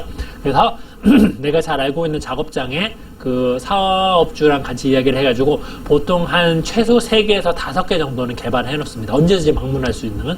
그래서 흥미를 가진 사람이 있다고 한다면은 고용주님 저 방문 잠깐 하려고 하는데 괜찮았나요? 라고 해서 방문해서 그 상황평가도 해보고요. 또는 현장평가도 같이 해봅니다. 거기 안에서. 그래서 이렇게 조금 상황평가라고 따로 상황을 만들어 놓고 하는 건 아니다 라고 좀 생각을 하면 좋을 것 같고요. 그리고 연간 검토는 1년마다 검토해야 된다. 참여해야 된다. 수행해야 된다. 안에 조건들이 좀 몇 가지 있긴 한데, 이게 시간상 관계상 빨리빨리 넘어가도록 할게요. 이제 IP를 변경하는 경우입니다. 아까 말했듯이 IP 종결이 아니고 변경입니다. 종결은 내담자가 나 이 서비스 받기 싫어요. 다른 서비스 받고 싶어요. 라고 하면 이제 종결이 되거나 아니면 트레이닝으로 넘어가거나 아니면 사정으로 넘어가는, 그게 이제 IP 변경되는 형태죠. IP를 변경하는 원칙을 우선 내담자와 합의를 해야 되겠죠. 그게 가장 중요합니다. 그죠? 그리고 서비스 제공자와 변경이 되거나 서비스 날짜가 변경이 되거나 목표 달성 예상 날짜가 변경이 되거나 소비자의 개인 사정, 즉 소비자가 병원에 입원을 한다던가 아니면 집안 사정이 좀 안 좋아졌다거나, 이게 이제 예상 날짜를 변경하는 거고요. 또는 교통이나 활동보조 등의 마이너한 서비스 추가 또는 삭제, 이런 경우에 IP를 변경을 하게 됩니다. 근데 IP 변경 같은 경우에서 마지막은 제 개인적으로 봤을 때는 좀 변경은 하지 않고 그냥 저 혼자 기록해두고 맙니다. 이거는 좀 개인에 따라 다르긴 하지만 원칙적으로는 이런 것들은 좀 큰 거죠. 날짜가 변경, 제공자가 변경, 기간이 변경되는 건 중요한데, 개인적으로는 교통이나 활동보조 좀 추가되고 왔다 갔다 하는 거는 그냥 기록상에만 남겨놓는 거지, 이걸 승인을 받거나 이런 거는 그렇지는 않습니다. 제 개인적으로. 근데 원칙은 승인을 받아야 된다 라고 하는 것을 알면 좋고요. 어떠한 사소한 변경이 있다면 IP에 반드시 기록을 해야 됩니다. 또는 그 안에 박스를 해가지고 변경, 리바이즈드 수정된 거 내용 적어놓고, 그리고 리바이즈드 1차, 리바이즈드 2차 이렇게 좀 적어주면 됩니다. 그리고 이제 IP가 전면 개정되는 경우 대학교육 또는 보조기기와 같은 이런 것들이 추가되거나 또는 IP의 목표가 완전히 변경되거나 이러면 완전 전면 개정이고요. 이건 이제 좀 일이 커집니다. 이러면은 주정부까지 다시 넘어가가지고 거기서 재승인을 또 받아야 되는 경우가 또 발생을 하게 됩니다. 보시면은 여전히 또 켄터키 주입니다. 네, 켄터키 주가 좀 쉬워서 가지고 왔고요. 그래서 add 서비스, change 서비스, remove 서비스 이런 게 있죠. 그래서 추가가 되는지, 네, 아니면 뭐 변경되는지, 네, 제거가 되는지 이런 것들에 대해서 또 기록을 다 할 수 있습니다. 다 해야지 맞는 거죠. 변경이 된 사항이 있기 때문에. 네, 보면 되고. 그리고 나의 취업 목표를 달성하기 위한 단계, 그러니까 내담자를 위한 체크리스트가 좀 개발이 되어 있습니다. 뭐 1, 2, 3, 4, 서비스용 1, 2, 3 이렇게 되어 있고요. 네, 뭐 한번 읽어보시길 바라고요. 나중에 영상 중지해놓고 한번 쭉 읽어보시기 바랍니다. 원어는 이렇게 있습니다. 네, 이렇게 해가지고 체크. 네, I will need help. 네, 했다. 난 더 도움이 필요하다. 이렇게 체크를 할 수 있는 상황입니다. 네, 이제 서비스 종결입니다. 서비스 종결. 가장 이상적인 것, 아까 말씀드렸었죠? 20번이었나? 26번이었나요? 코드도 기억이 안 나네요. 네. 서비스 계획을 완료하고 90일 연속으로 경쟁력 있는 통합 고용을 성공적으로 유지합니다. 근데 이게 우리나라와는 좀 다른 형태죠. 서비스 종결이라는 게. 네. 서비스 종결이 단순하게 서비스가 종결되는 게 아니라 90일 동안 유지를 해야 되는 거고, 그리고 우리나라처럼 꼭 8시간을 일을 해야 되는 게 종결이 아닙니다. 성공적인 종결이라는 것이 최저임금 이상을 받고 어떤 하루에 2시간, 뭐 4시간을 일하더라도 계속 일정하게 출근을 하고 임금을 최저임금 이상 받고 90일 동안 유지를 하게 되면은 이제 성공을 하게 되는 거죠. 네, 이게 좀 중요하다고 볼 수 있다. 할 수 있고요. 그리고 소비자가 더 이상 서비스에 관심이 없다. 이러면서 또 끝나게 되고, 고용 측면에서 서비스 혜택을 더 이상 받을 수 없다. 결정이 되었다. 소비자 연락 안 되고 직업자에 신청받을 때 범죄 행위에 가담된 경우, 이런 경우에 당장 중지를 종결을 해야 됩니다. 이제 고용 서비스입니다. 고용 목표를 달성했다. 그리고 유지했더라도 서비스가 필요한 경우가 반드시 발생을 하겠죠. 네, 그래서 또는 고용을 유지하거나 승진하는 데 필요하다. 라고 한다면 이 고용 후 서비스로 넘어가게 되고, 직업능력 평가사가 관여를 하게 되거나 아니면 장애재활 상담사가 단기적인 서비스 이런 것들을 제공을 할 수 있습니다. 네, 이제 서비스 비용에 대해서 조금 더 알아보도록 하겠습니다. 직업재활 프로그램은 서비스 완료 후 90일 이내에 청구서를 제출을 해야 됩니다. 즉 90일이 넘어간다 라고 한다면 주정부에서는 90일 넘어갔네? 돈 못 줘 라고 합니다. 그러면 여러분들이 민간에서 열심히, 공공에서 일하는 사람들은 상관이 없습니다. 왜냐하면 그 사람들은 정부에서 돈을 지원을 해주는 거기 때문에 상관이 없는데, 민간에서 일을 하는 사람들은 서비스 완료 90일 이내에 청구서를 제출하지 않으면은 여러분이 열심히 일한 그것들은 다 하늘나라로 날아가게 됩니다. 그래서 항상 보고서 완료를 그때 해야 된다라고 할 수 있고요. 그래서 모든 청구서는 주에서 발행한 승인 양식에 맞추어 제출을 해야 됩니다. 팩스나 이메일로 청구서를 제출을 할 수가 없습니다. 네, 온라인으로 기본적으로 제출한다 또는 서류로 제출을 한다라고 볼 수 있고요. 그리고 승인에 대한 서명과 날짜가 기재되어 있어야 된다. 원본 파일을 보내야 된다. 서명을 보내야 된다. 서비스가 완료된 날짜가 기재되어 있어야 된다. 즉 서비스가 종료된 이후에 보내야 된다 라고 하는 걸 볼 수 있죠. 그리고 서비스 이용에 대한 지불입니다. 비용. 네, 개인의 재정상에 관계없이 많은 서비스가 무료로 제공이 됩니다. 개인이라고 한다면 내담자죠. 네, 무료 서비스다. 장애재활 상담사와 소비자는 소비자의 가구 소득 및 자산에 대해서 논의를 해야 됩니다. 왜냐하면 어떤 서비스가 유료인지, 유료 서비스 제공이 되는 경우에는, 무료가 아닌 경우에는, 유료로 제공되는 경우에는 경제 상황이 좋지 않다라고 한다면 그걸 무료로 끌어올 수 있는 방안을 또 재활 상담사가 생각을 해야 됩니다. 즉, 언어 재활 서비스나 물리치료 서비스를 무료로 받아야 된다고 한다면은 최소한의 금액으로 받을 수 있는, 또는 이 사람에 적용되어 수 있는 보험이 될 수 있거나 이런 것들을 이제 미국 내에서는 좀 알아보고 적용을 해야 되는 거고요. 우리나라는 지금 도수치료 같은 경우에는 여러분들이 한 번 받게 되면은 도수치료 좀 비싸죠. 한 15만원, 20만원 정도 1회씩 되는 걸로 알고 있습니다. 당연히 보험 처리가 우리나라에서는 되고 있고요. 근데 이게 지금 거의 미국화된 가격이라고 볼 수 있고요. 미국에서 1시간 동안 이런 물리치료나 도치료를 받게 되면 보통 내는 가격이 한 20만 원 정도 된다라고 볼 수 있습니다. 그래서 이런 금액을 모두 다 낼 수 있는 게 아니기 때문에 그래서 보험 처리가 우리나라처럼 되는 경우가 미국이 대부분이다라고 볼 수 있습니다. 서비스 구매입니다. 구입한 모든 서비스는 사전에 재활상담사의 승인을 받아야 됩니다. 그리고 서비스 제공자에게 서면 지불 승인을 받아야 된다라는 걸 알 수 있고요. 그리고 지불 승인 같은 경우에 이게 금액이 좀 설정이 되어 있습니다. 이 금액이 최종 금액이라고 우선은 조금 볼 수가 있다라고 생각을 할 수 있습니다. 네, 이제 직업 배치, 취업 알선시 청구되는 비용에 대해서 한번 볼 수 있고요. 재활상담사는 3번 정도 비용을 받을 수 있습니다. 3번 정도 비용을 받는다? 뭔 말이 좀 애매하죠? 그죠? 3번 정도 비용을 받는다? 우선 그냥 머릿속에 기억을 하고 있으세요. 3번 비용을 받을 수 있구나. 직업 배치, 취업시키는 겁니다. 취업 알선시키는 거. 취업 알선시키는 단계에서 갈 수 있는 거. 첫 번째는 작업 의뢰서를 작성하는 거. 네, 그 취업 의뢰서죠. 취업 의뢰서. 배치 서비스를 위해서 재활상담사의 사례가 배치되고 소비자 초기 인터뷰를 하고 상담사, 재활상담 고용을 위해서 협력하기로 합니다. 처음 와서 초기 면접지 작성하고 어떤 배치되고 싶으세요? 라고 첫 번째. 이거 하고 나서 돈 한번 받는 거고, 두 번째 취업 알선. 이제 계획 다 세우고 취업시키러 갑시다. 적절한 배치를 제공을 해야 되겠고요. 소비자가 좌우 환경에 대해서 알고 있어야 되고, 또 적절하게 배치 알선되었다고 생각을 하면 됩니다. 그러면 이제 배치까지 딱 되고 끝. 2차로 한번 또 비용을 받으시는 거고요. 세 번째, 직업 배치를 90일 동안 유지를 하게 됩니다. 아까 말했듯이 성공적으로 케이스를 클로즈 하기 위해서는 90일 동안 고용을 유지하는 게 좋다고 말했었죠. 그래서 나의 능력으로 또는 내담자와 함께 같이 해서 90일 동안 직업을 유지를 하게 된다고 하면은, 네. 고용을 유지한 다음에 재활상담 소비자에게 배치에 만족하고 고용주 만족하는 여부를 확인하고 90일 유지의 보고서 제출하고 계산서도 같이 올립니다. 올리면은 세 번째 금액을 받게 됩니다. 그래서 이 세 가지 모두 성공하지 않는다. 즉 일반적으로는 이 세 가지를 한 번에 성공하는 걸로 대부분 적습니다. 그래서 한 번에 돈을 받는 게 일반적입니다. 그런데 밑에 있듯이 세 가지 모두 성공하지 않는다면 이러한 것들이 왜 발생하지 않았는지 이 사유를 다 적고 나서 하나하나씩 받게 되는 거고요. 일반적으로는 세 개가 통으로 합니다. 네. 그래서 서비스 비용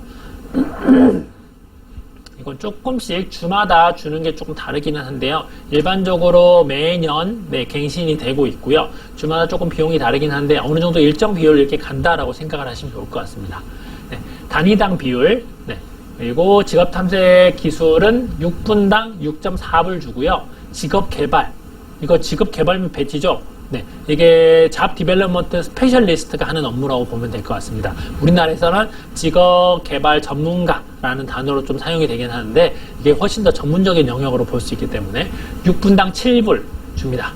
그리고 지원 고용 기본으로 2,084불 줍니다. 이게 조금 다릅니다. 다른 데는 2,000불 주는 데도 있고요. 2,100불 주는 데도 있고 조금씩 달라서 근데 보통 그냥 여기 예시 갖고 온 건 한 2,000불 정도 준다라고 생각을 하면 좋습니다. 즉 지원 고용을 처음부터 제공을 해서 끝까지 직업 유지를 하는 경우에 2,000불 그리고 지원 고용 30일, 60일, 90일 30일 유지했으면 500불, 60일 유지했으면 500불, 90일 유지했으면 500불 이렇게 준다라고 생각을 하면 됩니다. 그러면은 단순하게 위에 있는 지원고용 통 금액과 지원고용 나눈 금액을 본다고 하면은 내가 지원고용 계획 짜고 취업시키는 데까지 500불 준다라고 생각을 하면 되겠죠. 그리고 30일 유지하면 500불, 60일 유지하면 500불, 90일 유지하면 500불 총 2,000불 주는 거니까 이렇게 계산을 하면 됩니다.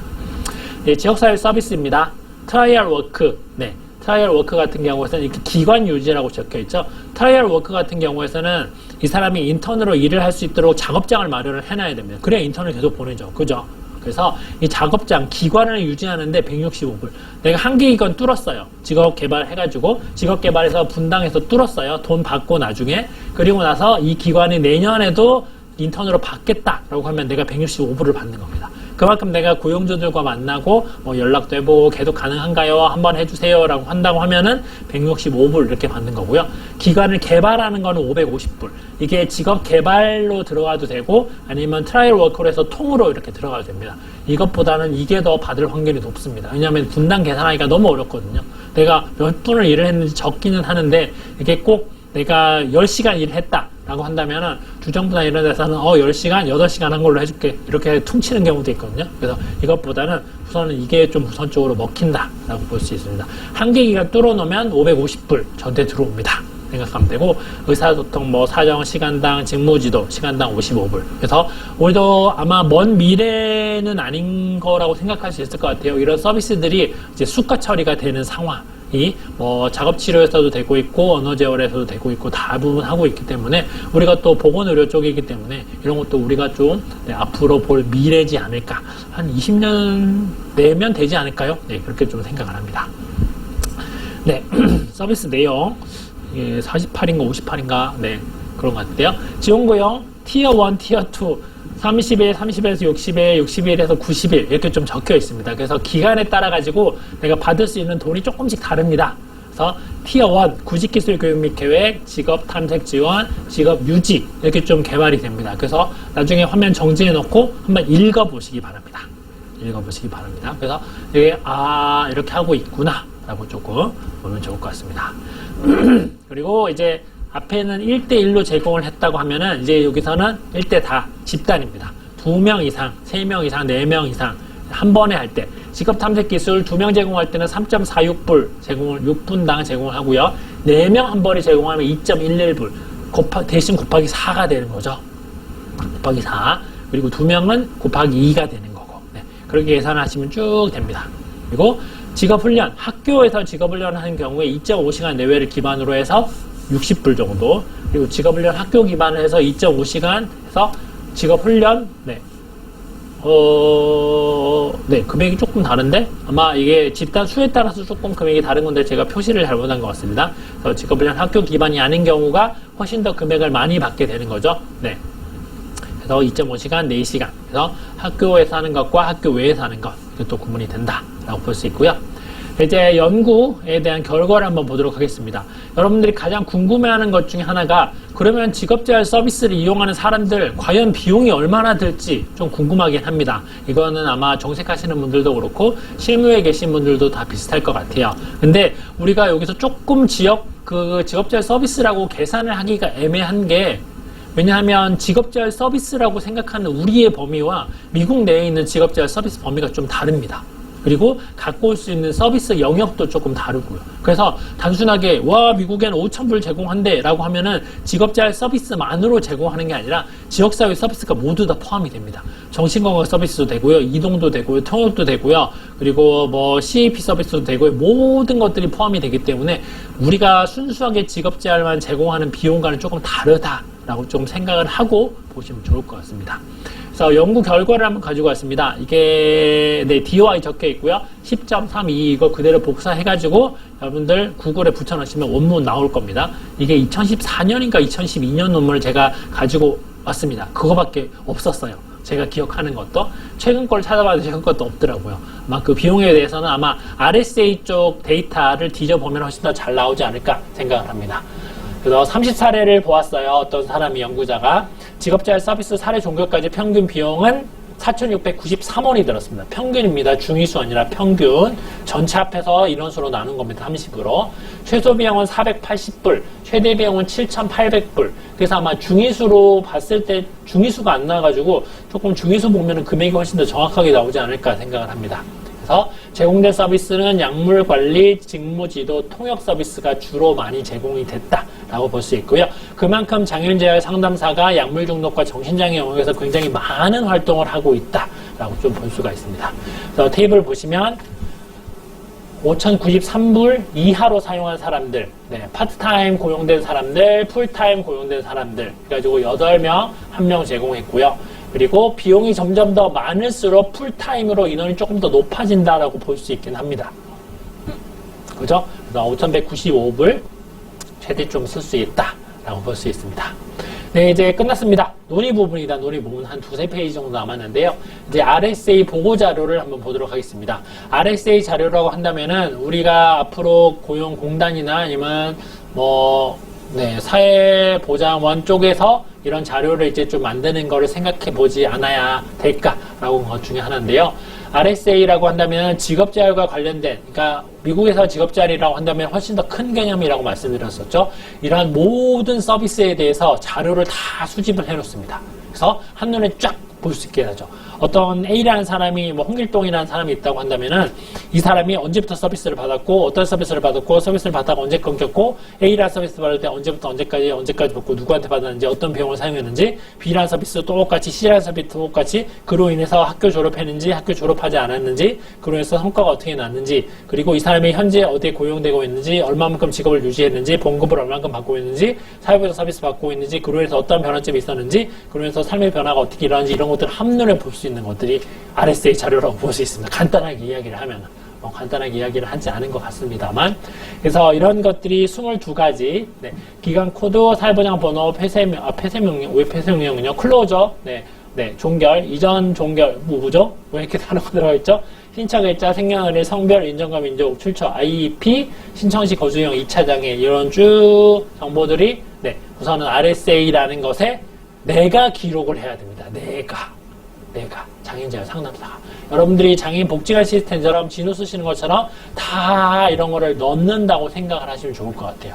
그럼 훨씬 더 일이 많겠죠. 그런데 이게 일이 훨씬 더 줄어드는 것 중에 하나입니다. 왜냐하면 기관평가 받잖아요. 기관평가 받으면 모든 자료를 다 쌓아놓는데 미국은 기관평가라는 것이 특별히 있지 않습니다. 웬만하면 민간기관에서 와서 컨설팅 형태로 이런 것들을 많이 보게 되고요. 그리고 웬만한 것들은 다 전산 프로그램이 돼 있어가지고 전산화로 볼 수 있기 때문에 이 사람 일 잘하고 있는지 없는지는 하나하나 서류를 보는 게 아니라 전체에 올라온 온라인 서류 보고 이런 결과만 보면은 이 사람 일하고 있다, 일하고 있지 않다가 명확하게 나오게 됩니다. 근데 이게 또 미국은 내가 일한 만큼 버는 거죠. 그렇기 때문에 일을 못 할 수가 없어요. 일 안 하면 돈을 못 받는 거니까.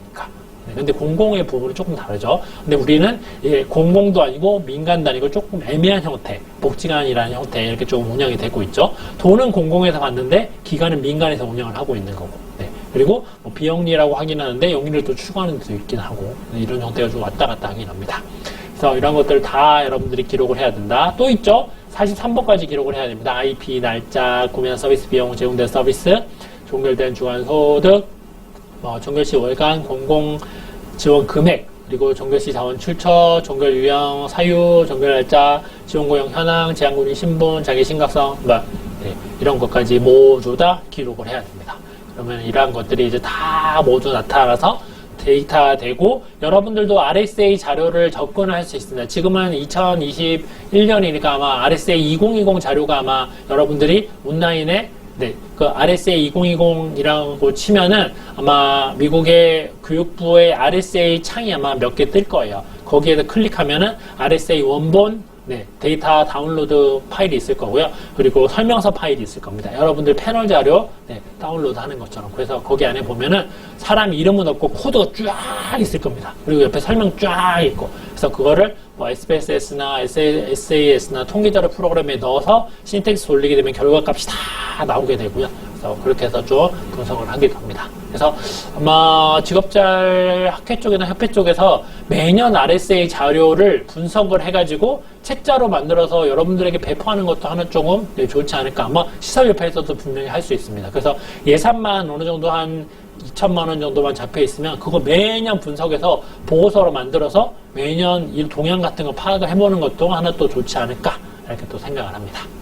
그리고 하나 또 논의하고 싶은 것 중에 하나가 재활상담의 활성화 방안입니다. 그래서 미국 같은 경우에서는 재활상담사가 되기 위해서 학생과 훈련생, 카운셀링 스튜던트, 우리죠. 그리고 리해빌리테이션 서비스 트레이니를 위한 장학금을 지급을 합니다. 즉 재활상담사가 되거나 아니면 재활상담 행정에 일하는 사람 이 두 부류가 되기 위한 직업평가사도 포함됩니다. 이 세 부류가 되기 위한 사람들에 대해서 국가에서 장학금을 제공합니다. 장학금이라는 것이 공짜는 아니고요. 근데 장학금인데 전액입니다. 학교를 다닐 수 있는 전액을 지원해 주고요. 책값도 어느 정도 지원해 주는 걸로 알고 있습니다. 대신 졸업하면 어느 기관에서 몇 년 동안 일해 라는 것이 조금 정해져 있고요. 또는 뭐 돈 빌렸으면 다시 갚아도 됩니다. 그러면 일을 안 해도 됩니다. 그래서 학비 지원 1년마다 2년씩 일하게 돼 있어서 실제로 RSA 받은 장학생들이 저도 많고요. 저 같은 경우에서도 장학금을 받으려고 했었는데 저는 학교에서 장학금 받고 있어도 안 받았지만 제 주변에 뭐 박사과정이나 석사과정에 있는 사람들 이런 학생들은 다 장학금을 받아서 다녔습니다. 대신 졸업하고 나서 공공기관에서 한 2년 정도, 3년 정도 일을 하면은 이 돈 이제 다 갚아지는 걸로. 그렇게 하고 있기 때문에 우리나라도 지금 고용부담금 이런 거 예산이 많기 때문에 뭐 고용노동부나 아니면 이런 데 의지가 있다고 한다면은 재활상담사, 장애인재활상담사 양성을 하는 데 있어가지고 장학금 전액 주면 됩니다. 그러면 전국의 학교가 못해도 한 5, 60개 생길 거예요. 왜냐면 다 정해진 장학금이기 때문에 학교에서는 전혀 돈이 안 들죠. 돈을 벌 수 있는 수단이기 때문에. 그래서 이런 것도 추진을 하면 좋지 않을까라고 생각을 합니다. 그러면 오늘 발표 여기서 마치도록 하겠습니다. 긴 시간 들어주셔서 감사합니다.